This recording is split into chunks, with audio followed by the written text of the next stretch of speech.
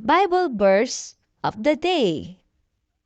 Lumapit si Pedro kay Jesus at nagtanong, Panginoon, ilang beses ko po bang patatawarin ang kapatid na lagi nagkakasala sa akin? 7 beses po ba? Sumagot si Jesus, hindi lang 7 beses kundi 77 beses.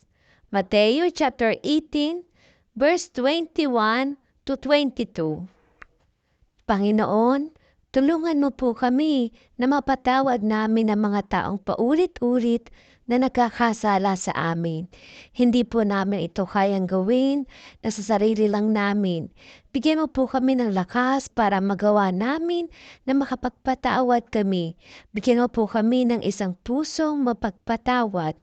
Ito po ang aming panalangin sa pangalan ng Panginoong Jesus. Amen.